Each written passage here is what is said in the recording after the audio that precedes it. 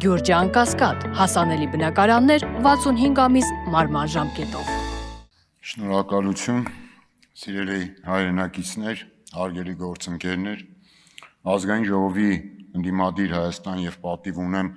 խմբակցությունների կողմից առաջադրվել եմ մրցակցության եւ սպառողների պաշտպանության հանձնաժողովի անդամի պաշտոնում։ Անշուշտ այս հանձնաժողովը ունի պետական կարգավորման եւ վերահսկողության առանձնակի կարեւորություն եւ գործառույթների լայն շրջանակ։ Դրանից բխում է նաեւ հանրային կյանքի առանցքային այն խնդիրների համախումբը, որոնց լուծումների ակնկալիքը մեր քաղաքացիներն ունեն հենց այս հանձնաժողովից։ Տնտեսական մրցակցության պաշտպանության պետական հանձնաժողովը մեր նորանկախ երկրում ձևավորվել է 2001 թվականին տնտեսական մրցակցության պաշտպանության մասին օրենքի հիման վրա, որը ընդունվել է 2000 թվականին։ Նպատակը խրախուսել տնտեսական գործունեության ազատությունը, այսինքն պաշտպանել ազատ տնտեսական մրցակցությունը եւ ապահովել բարեխիղճ մրցակցություն։ Հետևաբար հանձնաժողովը նախ եւ առաջ պետք է իրականացնի մրցակցային դաշտի, ներառյալ նաեւ պետական գնումների ոլորտում արդյունավետ մրցակցության ապահովման նկատմամբ վերահսկողություն, ներառյալ համակենտրոնացումների եւ հակամրցակցային համաձայնությունների բացահայտումը, դրանց կանխարգելումը, ձևավորման հնարավորությունների ու պատճառների նվազեցումը, իսկ հնարավոր դրսևորման դեպքում էլ բացասական հետևանքների մեղմումը։ Վերջերս օրենսդրական փոփոխությունների արդյունքում, որ ընդունեց ազգային ժողովը, հանձնաժողովի լիազորությունների շրջանակը էապես լրացվեց ոչ պակաս կարևորություն ունեցող մեկ այլ ոլորտով։ Խոսքը վերաբերում է սպառողների շահերի պաշտպանությանը։ Փաստորեն կարելի է ամփոփ եզրակացնել, հանձնաժողովի գործունեության շահառուներն են հանրության բոլոր շերտերը եւ յուրաքանչյուր քաղաքացի որպես ներդրող, տնտեսվարող եւ սպառող։ Շահառուն է նաեւ հավաքական հանրությունը, քանի որ արդար եւ բարեխիղճ մրցակցության պայմանների ապահովումը տնտեսական համակարգի կայուն զարգացման հենասյունային նախապայմաններից է, իսկ վերջինս բնականաբար հասարակության կյանքի որակի առաջանցիկ բարելավման հիմքն է եւ աղբյուրը։ Այս ընդհանրական եւ առարկայական հաստատումները կարծում եմ բավարար են պնդելու, որ հանձնաժողովի գործունեության նպատակային թիրախավորումը եւ համալիր արդյունավետության ապահովման հիմնախնդիրները մշտապես են արդիական։ Փոփոխվում են զարգացման նորմ արտահրավերներին զուգընթաց, իսկ դրանց լուծումները պահանջում են հետևողականություն, իրավիճակից բխող ժամանակակից մոտեցումներ եւ արձանագրվող փոփոխություններին համարժեքություն։ Իդեպ այս պնդումները հիմնավորվում են նաև միջազգային դրական փորձով եւ հակամրցակցային պայքարի լավագույն փորձ ունեցող առանձին երկրների օրինակներով։ Ընդ որում ստորև ներկայացվող մոտեցումները, սկզբունքներն ու կառուցակարգերը կարող են կարևոր նշանակություն ունենալ Հայաստանի Հանրապետությունում այս ոլորտի հետագա բարեփոխումների համար։ Մասնավորապես միջազգային լավագույն փորձ ունեցող երկրներում,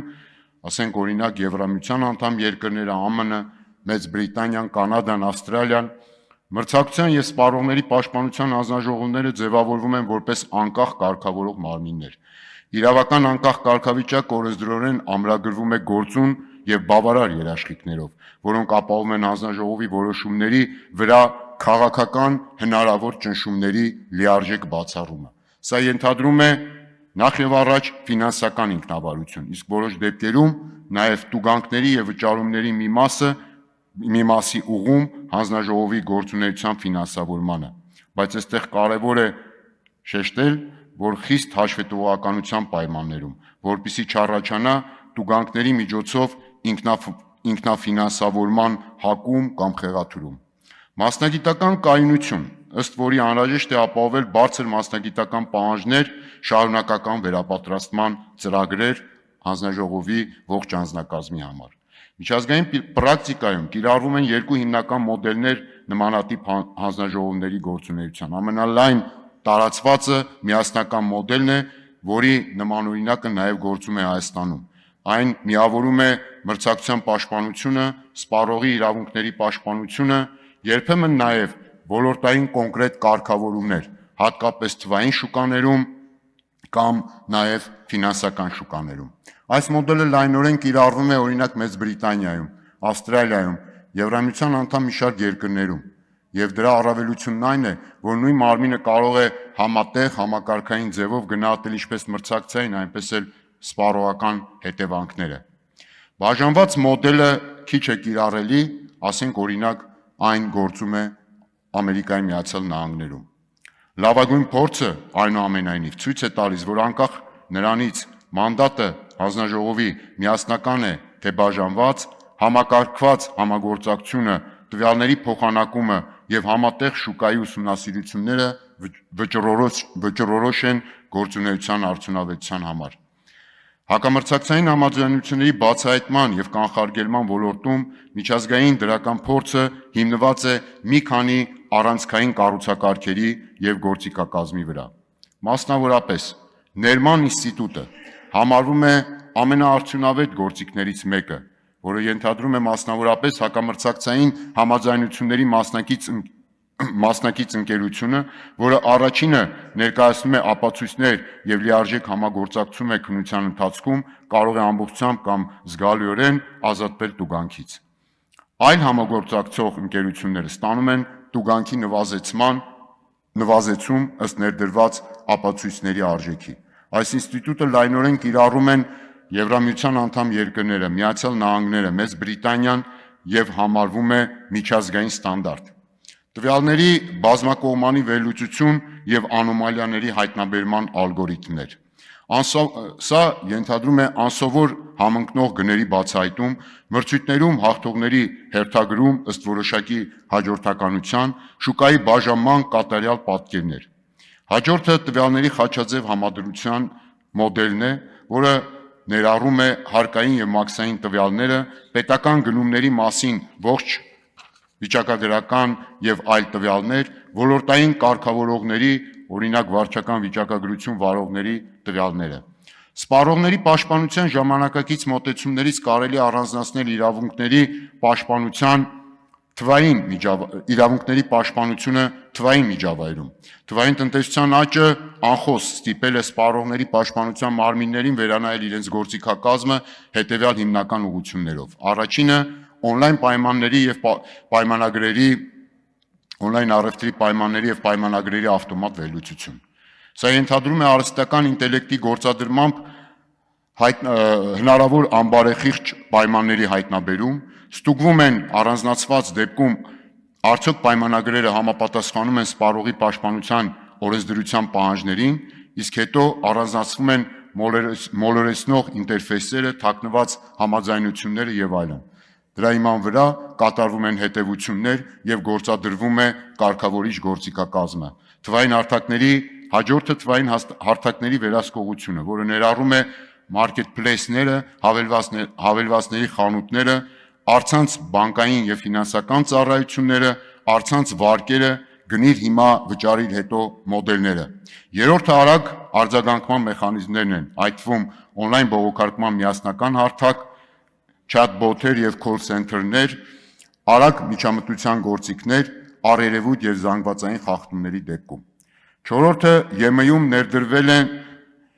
եւ գործադրվում են նորարարական կարգավորման հետևյալ փաթեթները, որոնք ուղղված են թվային հարթակների վերահսկողությանը։ Օրինակ, պարտադրվում է տվյալների փոխանակման պահանջ, սահմանվում են արգելքներ մրցակիցների նկատմամբ խտրականության, տվյալները չարաշահելու վերաբերյալ, պահանջվում է ալգորիթմների թափանցիկություն, սահմանվում են պարտավորությունների ապատեղեկատվության ապօրինի բովանդակության, սպառողների պարտականություններ ապատեղեկատվության ապօրինի բովանդակության, սպառողների մոլորեցման դեմ։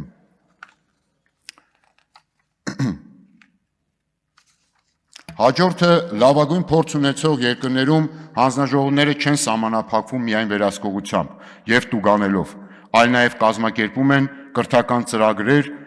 դպրոցների եւ բուհերի, ՓՄԶ սուբյեկտների, ինչպես նաեւ խոցելի խմբերի համար, տարեցներ, ցածր թվային գրագիտություն եւ իրավագիտակցություն ունեցող քաղաքացիներ եւ այլն։ Զուգահեռաբար ստեղծվում են հանրային տեղեկատվական թվային հարթակներ, գների համեմատության պետական կայքեր, սպառողների իրավունքների պարզեցված ուղեցույցներ եւ այլն։ Նման մեխանիզմները բարձրացնում են սպառողական ինքնապաշտպանության կարողականությունը եւ դիմադրողականությունը, նվազեցնում են խախտումների տարածվածությունը եւ ուժեղացնում են հանձնաժողովի լեգիտիմությունը։ Հանձնաժողովի սեփական թվային ենթակառուցվածքի առաջանցիկ զարգացումը եւս առաջնային օրակարգ է միջազգային հարթակում։ Մասնավորապես այսպիսով օգնում են բիզնեսին ինքնաշխատ եղանակով ստուգել իրենց գործունեության համապատասխանությունը հակամրցակցային օրենսդրությանը, ստանալ թվային լիցենզիաներ, ներկայացնել ինքնաշխատ հաշվետվություններ եւ այլ անհրաժեշտ տեղեկատվություն պետական մարմիններին։ Նաեւ օգնում են հանձնաժողովին իրական ժամանակում իրականացնել մոնիտորինգ, ինքնաշխատ եղանակով վերլուծել մեծածավալ տվյալներ, կիրառել ռիսկերի գնահատման ժամանակակից համակարգեր, մոդելավորել ռիսկային շուկաների կառուցվածքը։ Այսպիսով նվազեցվում է գործնականում հանձնաժողովի վարչական բեռը, արագացվում է արձագանքը եւ բարձրացվում է վերահսկողության որակը, եւ որպես հավաքական արդյունք նաեւ բարձրանում է հանձնաժողովի ծախսարդյունավետությունը։ Միջազգային պրակտիկայում լայնորեն կիրառվում են գործընթացների արդարության, թափանցիկության եւ հաշվետվողականության հետեւյալ ստանդարտները։ Առաջին, հանձնաժողովի որոշումները պետք է պարունակեն հստակ իրավական եւ տնտեսական հիմնավորումներ։ Երկրորդ, պետք է գործեն վերաքննության եւ բողոքարկման արդյունավետ գործուն մեխանիզմներ։ Երրորդ, պետք է կազմակերպվեն հանրային լսումներ, մասնագիտական ոլորտային քննարկումներ, խոշոր գործերի, օրենսդրական փոփոխությունների եւ ուղեցույցների ընդունման գործընթացներում։ Այս նպատակը բիզնեսի համար կանխատեսելիության բարձրացումն է եւ իրավական անորոշությունների նվազեցումը։ Զարգացող տնտեսությունների համար, այդ թվում փոքր շուկաներ ունեցող երկրների, ինչպիսին նաեւ մեր երկիրն է, միջազգային կառույցները առաջարկում երաշխավորում են հակամրցակցային պայքարի քաղաքականության փուլային զարգացում, ըստ որի նախատեսվում է առաջին փուլում մրցակցային եւ սպառողական հենքային օրենսդրության ընդունում, պարզ, բայց կիրառելի գործիքակազմերի կիրառում, առաջնահերթ էներգետիկայի, հեռահաղորդակցության, բանկային, սննդի ոլորտների ուսումնասիրություն։ Երկրորդ փուլում թվային շուկաների, տվյալների, ալգորիթմների, թվային ինքնաշխատ հարթակների ձևավորում եւ կիրառում, միջազգային համագործակցության խորացում, երկկողմ համագործակցության համաձայնագրեր, տվյալների փոխանակման, համատեղ հետաքննությունների վարման եւ փորձի շարունակական փոխանակման համար։ Ամփոփելով, միջազգային լավագույն փորձը ցույց է տալիս, որ մրցակցության եւ սպառողների պաշտպանության արդյունավետ հանձնաժողովը պետք է ձևավորվի եւ գործի բացարձակ անկախ մասնագիտության եւ հաշվետվողականության սկզբունքներով։ Օգտագործում է տնտեսական եւ թվային վերլուծության առաջատար գործիքակազմ։ Ունի թափանցիկ, կանխատեսելի եւ արդար ընթացակարգեր։ Հաջորդը ակտիվորեն ներգրավված է միջազգային համագործակցության եւ ինֆորմացիայի ու գիտելիքների փոխանակման մեջ։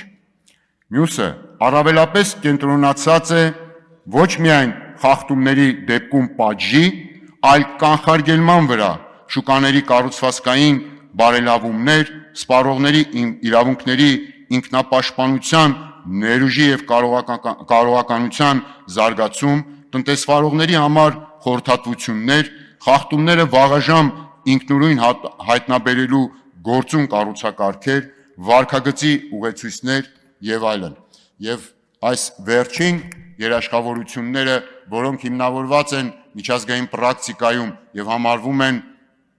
այս ոլորտում լավագույն դրական փորձ, համոզված եմ, որ ունեն նաեւ հնարավորություն եւ անհրաժեշտություն մեր երկրում հետեւողականորեն ներդնելու իմաստով։